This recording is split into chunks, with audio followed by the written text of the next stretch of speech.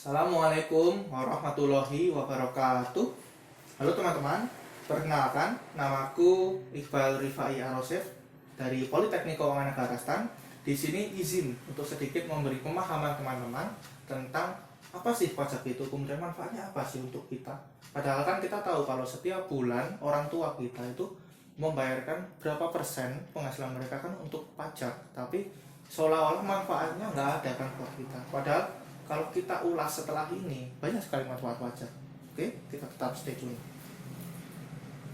Di sini ada gambar para pahlawan. Ada paling kanan Bapak Negara kita, Bapak Insinyur Soekarno. Kemudian tengah ada Bung Tomo yang identik dengan peristiwa 10 Novembernya di Surabaya. Kemudian yang paling kiri ada Batman, itu figuran aja Batman. Yang paling kanan Bapak Insinyur Soekarno menjadi pahlawan. Kita kenal dengan cara diplomatik, dengan cara bernegosiasi dengan lawan bicaranya.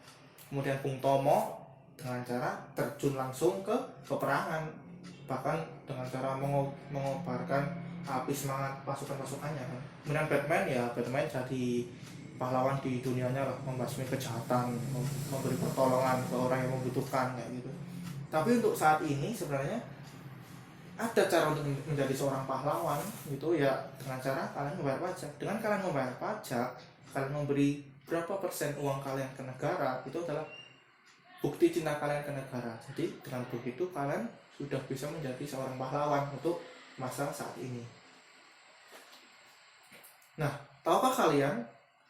Jadi di situ ada gambar struk supermarket. Jadi sebenarnya kita tuh sudah membayar pajak tanpa kita ketahui, tanpa kita sadari. Jadi di situ ada struk, kita beli barang, ada yang namanya PPN, pajak pertambahan nilai di bagian paling bawah itu. Jadi sebenarnya kita sudah membayar pajak. Kalau PPN itu kan salah satu jenis pajak. Untuk jenis pajak kita bahas setelah ini, jenis pajak PPN. Di situ ada yang namanya objek pajak sama bukan objek pajak. Jadi setiap barang yang kita beli di supermarket itu nggak semuanya kena pajak. Jadi kayak misalkan barang yang kita beli, misalkan kebutuhan pokok kita kayak beras, kayak bahkan buah kayak pisang, kayak apel, kayak gitu nggak dikenakan pajak. Itu namanya bukan objek pajak.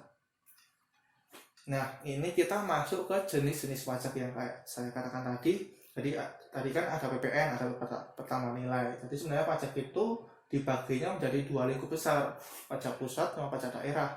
Pajak pusat itu dikelola sama DJP, itu kan logo Direktorat Jenderal Pajak. Kemudian kalau daerah dikelola sama pemerintah daerah kalian masing-masing. Pajak pusat itu ada banyak, tapi di sini saya cuma memberikan 3. Ada pajak penghasilan yang saya katakan paling awal tadi, orang tua kalian membayar setiap bulan dari gaji mereka. Kemudian pajak pertama nilai, kayak yang kalian beli barang di supermarket, tadi nambah jumlah yang kalian bayarkan. Kemudian pajak bumi bangunan.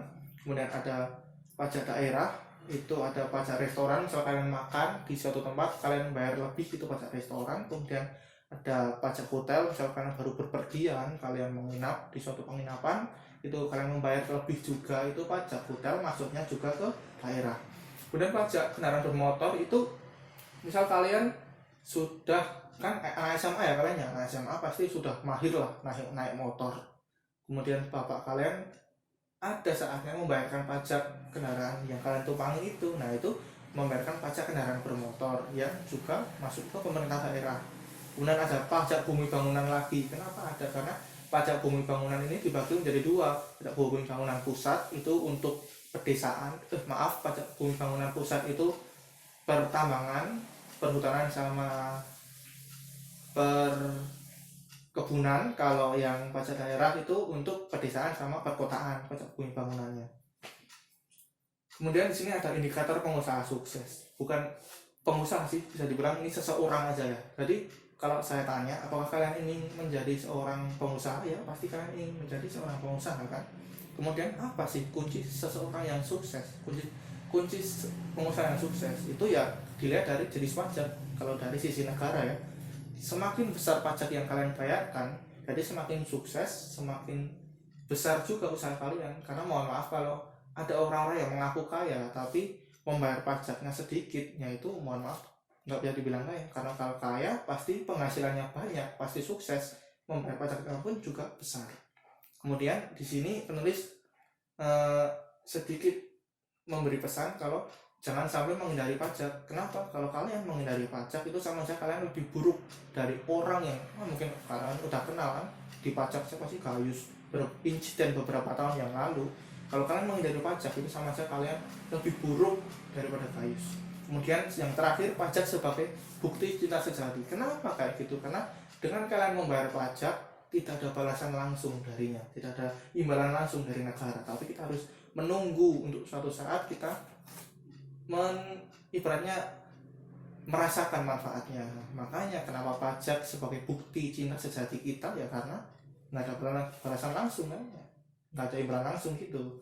Dan kita masuk ke manfaat pajaknya itu, sebelum kita masuk ke manfaat pajak ada sedikit informasi. Jadi 70% APBN itu bersumber dari pajak.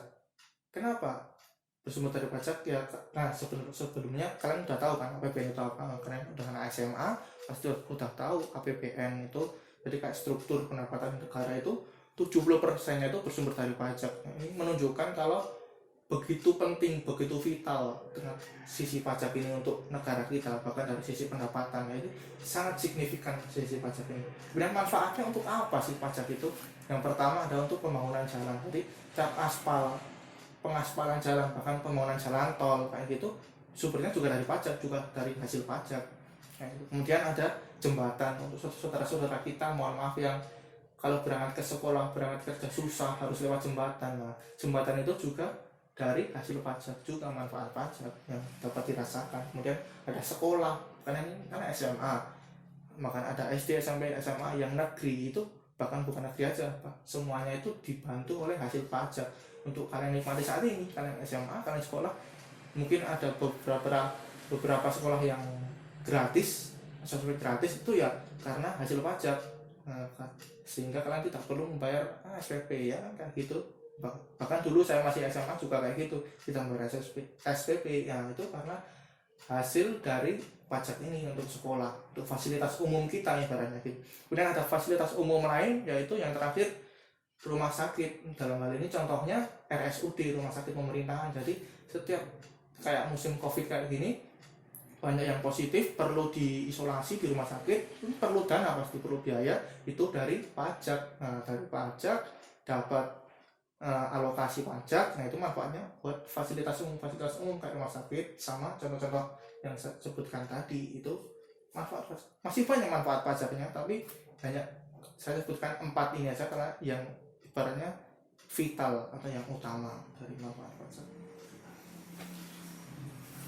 Ini ada gambar orang apa sih, kok di dalam angkot ada gambar orang gelap kayak gitu, kemudian di bis ada orang-orang di atas bis, itu apa sih? Nah, itu kok orangnya, wajahnya gelap kayak gitu, itu apa artinya? Itu adalah penumpang gelap. Kalau dalam angkot, dalam bis ini kita ibaratkan di negara, jadi ada penumpang gelap di negara ini, yang mereka yang tidak mau membayar pajak. Jadi mereka yang tidak mau membayar pajak, ya dampaknya kembali ke diri kita. Mereka tidak mau membayar pajak, ya nggak bisa naik bis kan. Orang yang di atas bis itu orang yang penumpang gelap di dalam itu diilustrasikan penumpang gelap di angkot, ya itu penumpang gelap orang yang mereka yang tidak membayar pajak, padahal mereka sudah punya kewajiban membayar pajak, sudah punya penghasilan, tapi mereka tidak mau membayar pajak. Ya hasilnya kembali ke diri kita, kembali ke kita, dampaknya seperti itu. Kemudian yang terakhir itu ada 2 logo kanan kiri. Itu yang kanan itu ada istilah orang bijak taat pajak, ya itu pasti untuk negara kita orang bijak taat pajak, karena pajak tadi seperti saya katakan bukti cinta kita kepada negara. Makanya bukti taat kita kepada negara ya bukti taat kita, bukti patuh kita kepada negara ya seperti pepatah itu, orang bijak taat pajak. Kemudian yang sebelah kanan ada yang muda yang berpenghasilan harus bayar pajaknya. Jadi nggak harus tua melulu yang bayar pajak. Jadi kita harus bangga kalau kita yang muda sudah bayar pajak, kita harus bangga. Kemudian yang sebagai penutup terakhir, kita sudah sampai penghujung. Kalau saya sebagai pemberi informasi, jadi di sini saya bukan profesional, saya bukan pro, jadi saya hanya mendapatkan informasi lebih dulu, lebih awal.